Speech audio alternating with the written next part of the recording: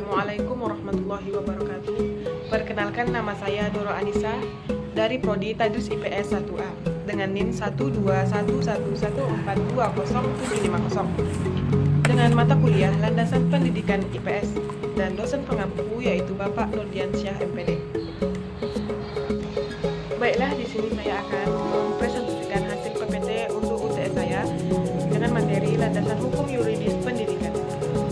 Yang pertama yaitu ada pengertian landasan yuridis pendidikan. Yang kedua, hubungan antara pendidikan dan hukum. Yang ketiga yaitu landasan yuridis penyelenggaraan sistem pendidikan nasional. Yang keempat, landasan yuridis kelembagaan pendidikan. Yang kelima yaitu masalah landasan hukum pendidikan di Indonesia. Yang keenam, solusi penerapan landasan hukum pendidikan di Indonesia. Baiklah, saya akan menjelaskan poin pertama yaitu pengertian landasan hukum yuridis pendidikan. Landasan hukum pendidikan adalah asumsi-asumsi yang bersumber dari peraturan perundang-undangan yang berlaku yang dijadikan titik tolak dalam pendidikan. Yang kita ketahui bahwa hubungan antara pendidikan dan hukum dapat kita lihat di dalam pasal 2 dan 3 UU RI nomor 20 tahun 2003 tentang sistem pendidikan nasional. Yang mana tentang sistem pendidikan nasional ini bahwa pemerintah menjamin terselenggaranya wajib belajar minimal pada jenjang pendidikan dasar tanpa dipungut biaya. Seperti halnya antara Pancasila dengan sistem pendidikan ditinjau dari filsafat pendidikan, di mana Pancasila adalah dasar negara yang tercantum dalam pembukaan UUD 1945.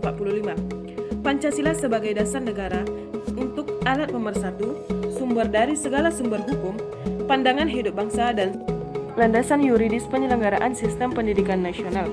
Yang pertama ada cita-cita pendidikan dan amanat UUD Negara Republik Indonesia tahun 1945. Yang kedua, definisi pendidikan nasional dan sistem pendidikan nasional. Yang ketiga, dasar, visi, misi, fungsi, tujuan, strategi pendidikan nasional, dan prinsip penyelenggaraan pendidikan. Keempat, hak dan kewajiban warga negara, orang tua, masyarakat, dan pemerintah. Di sini visi yaitu mengupayakan perluasan dan pemerataan pendidikan, membantu dan memfasilitasi pengembangan potensi anak, meningkatkan kesiapan, masukan, dan kualitas pendidikan, memperdayakan peran. Strateginya, pelaksanaannya pendidikan agama serta akhlak mulia. Pelaksanaan kurikulum berbasis kompetensi, penyediaan sarana, pembiayaan pendidikan. Prinsip penyelenggaraannya, yang pertama yaitu pendidikan secara demokratis dan berkeadilan serta tidak diskriminatif. Yang kedua, pendidikan satu kesatuan yang sistematik dengan sistem terbuka dan multi makna. Yang ketiga, pendidikan suatu proses pembudayaan dan pemberdayaan peserta didik. Yang keempat, pendidikan dengan memberi keteladanan, membangun kemauan dan mengembangkan kreativitas peserta didik. Yang kelima, pendidikan dengan mengembangkan budaya membaca, menulis, berhitung bagi segenap warga masyarakat. Yang keenam, pendidikan dengan memperdayakan semua komponen masyarakat melalui peran. Kelembagaan negara. Berdasarkan UU RI nomor 2 tahun 1989 tentang sistem pendidikan nasional, kelembagaan pendidikan dapat dilihat dari segi jalur pendidikan dan program serta pengelolaan pendidikan. Di sini jalur pendidikannya yaitu yang pertama ada jalur pendidikan sekolah, yang kedua jalur pendidikan luar sekolah.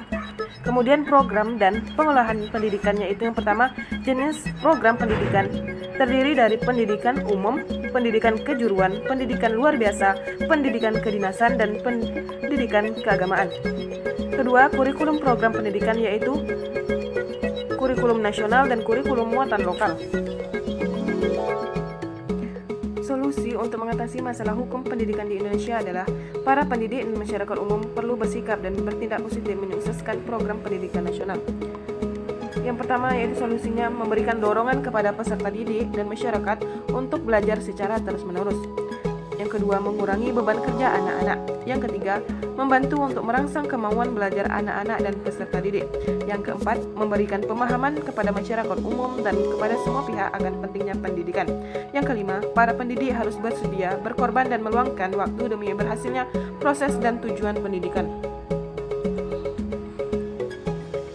Baiklah, Jadi kesimpulannya yaitu landasan hukum pendidikan adalah dasar undang-undangan yang menjadi pijakan dalam pelaksanaan pendidikan di suatu negara. Hanya itu yang dapat saya sampaikan, lebih dan kurang saya mohon maaf. Assalamualaikum warahmatullahi wabarakatuh.